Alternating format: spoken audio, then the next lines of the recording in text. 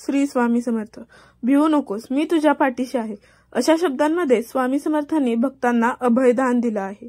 निर्भीडता, स्पष्ट वक्तेपणा आणि आत्मीयता यांमुळे लाखो भक्तांना स्वामी समर्थांनी आपलेसे केले.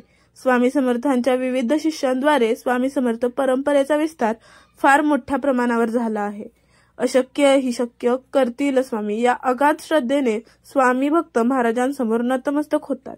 दत्त संप्रदायातील श्रीपाद, श्रीवल्लभ आणि नृसिंह सरस्वती हे दत्तात्रयांचे पहिले व दुसरे अवतार म्हणून समजले जात. श्री स्वामी समर्थ हे नरसिंह सरस्वतीच होत, म्हणजे दत्तावतार होय. श्री गुरुचरित्रात प्रत्येक अध्यायात त्यांच्या अनेक अवतारांची महती वर्णली आहे. श्री गुरुचरित्राचे पारायण आणि मनोभावे सेवा करताना अंतःकरण शुद्ध. स्वामी समर्थांचे पारायण करताना काही महत्त्वाच्या गोष्टी लक्षात ठेवायच्या असतात. स्वामी समर्थांनी आपल्या रूपाने मग भक्ताला त्याच्या इच्छित देवतेचे त्याच रूपात दर्शन घडविल्याचे अनेक कथातून आढळते. गुरुचरित्रात अशा अनेक कथांचे प्रत्येक अध्यायात सविस्तरपणे वर्णन आहे. आज स्वामींची एक कथा मी तुमच्यासाठी घेऊन आले आहे. मुंग्यांचं वारूळ आणि स्वामी. आंध्र प्रदेशातील श्रीशैल्य पर्वतावर प्राचीन काळापासून प्रसिद्ध असलेल्या कर्दळी वनातील निबिड अरण्यात एकांतस्थळी श्री स्वामी समर्थ काष्ठ समाधीत निमग्न होते. शरीरावर लता, वेली, झुडपे आणि मुंग्यांचं वारूळही झालं, मात्र त्यांनी समाधी भंग केली नाही. एके दिवशी एका लाकूड तोड्याने वारुळावरील वेलीवर लाकडे तोडताना घाव घातला. तो घाव वारूळ फोडून श्री स्वामी समर्थांच्या मांडीवर बसला. त्या पाठोपाठ मांडीतून रक्ताची चिळकांडी उडाली. लाकूड तोड्या भयभीत झाला. इतक्यात त्यांची समाधी भंग पावली. ते देहभानावर आले. लाकूड तोड्यास अभयदान दिले. तपस्या संपवून इथूनच श्री स्वामी समर्थ विश्व कल्याणासाठी बाहेर आले.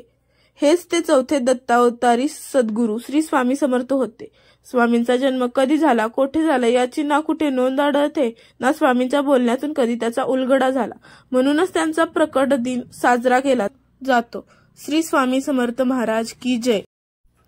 आता आपण स्वामींचाच अन्नपूर्णा अवतार पाहूया.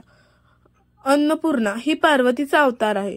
हिंदू संस्कृतीनुसार घरातील सर्वांना पोटभर खाऊ घालणाऱ्या गृहलक्ष्मीला अन्नपूर्णा मानतात. असं म्हटलं जातं, अक्कलकोट स्वामींनीही अशाच एका प्रसंगी प्रसाद भोजन दिले. स्वामी समर्थांनी तेथे उपस्थित असलेल्या सर्व भक्तांना अन्नपूर्णेकरवी भोजन दिले. श्रीपाद भट यांसारख्या फार थोड्यांना प्रत्यक्ष अन्नपूर्णेचे प्रत्यक्ष दर्शन घेण्याचे लाभले. असे सांगितले जाते, भक्तांच्या हाकेला धावून जाणारे, अनेकांना मार्गदर्शन करणारे ब्रह्मांड नायक स्वामी समर्थ 30 एप्रिल 1878 रोजी समाधीस्थ झाले. आज घडीला अनेक ठिकाणी स्वामी समर्थांचे मठ स्थापन करण्यात आले असून अनेक स्वामी भक्त नित्यनेमाने स्वामींची सेवा करीत असतात. अशाच स्वामींच्या वेगवेगळ्या माहितीपूर्ण कथांसाठी आपल्या चॅनेलला सबस्क्राईब करायला विसरू नका. श्री स्वामी समर्थ महाराज की जय. स्वामी महाराजांची कृपा आपल्यावर सदैव